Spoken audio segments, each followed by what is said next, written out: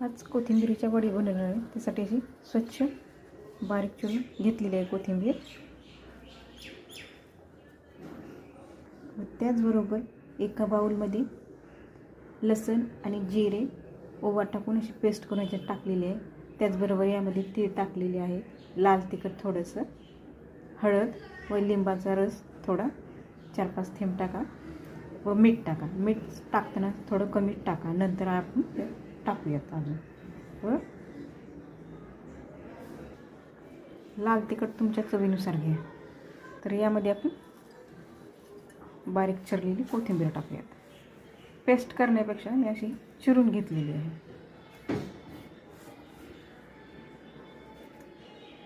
चिरून घेतली आहे तर आपण व्यवस्थित असं हे सर्व साहित्य याच्यात मिक्स करूया. नंतर आपण यामध्ये बेसन टाकून घेऊया. व्यवस्थित सर्व एकजीव करून घ्या. असं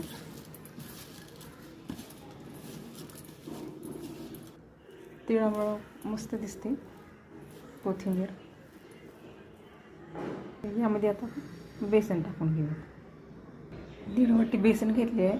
यामध्ये 2 चमचे तांदळाचं पीठ टाकले. तांदळाचं पीठ टाकलं ना असं पिठोळ लागत नाही आपल्या वड्या, त्यामुळे तांदळाचं पीठ टाकले ना तर व्यवस्थित असंच हे सगळं एकत्र मिक्स करून घ्यायचं. अजिबात पाणी टाकायचं, नंतर पाणी टाकायचं. आपण कोथिंबीर मस्त या बेसनामध्ये अशी घोळून घ्यायची व्यवस्थित.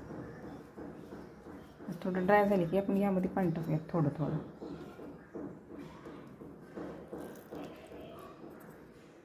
व्यवस्थित आता हे मिक्स करून घ्या. तुम्हाला हवं असल्यास हाताला थोडं तेलसुद्धा लावून घेऊ शकता. आता हलका हातानं गोळा करून घ्यायचा व अर्धाच वाटी ह्यामध्ये पाणी लागलेलं आहे, जास्त लागलेलं नाही. त्याच्यात थोडं तेल लावून घ्या आणि हलका हातानं चुरायचं याला व्यवस्थित. अशा प्रकारे हे रोल करून घेतलेले आहेत,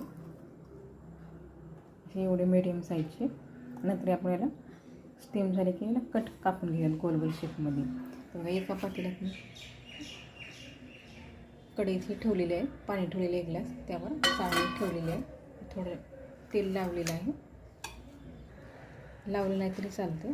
थोडं थंड झालेलं आपण हे काढून घ्या. गॅस स्लोच ठेवलेला आहे.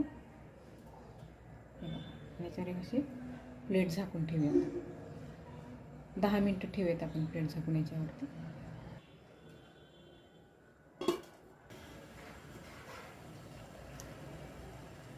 दहा मिनटं झालेले आहे. तर मस्त असे शिजलेले आहे आपले व्यवस्थित. थंड झाल्याने काप करून घ्यायला आपण याचे गोल गोल गोल व शालो फ्राय करा. मला हवा असल्यास डीप फ्राय पण करू शकता. व्हिडिओ आवडला असेल शेअर करा, सबस्क्राईब करा.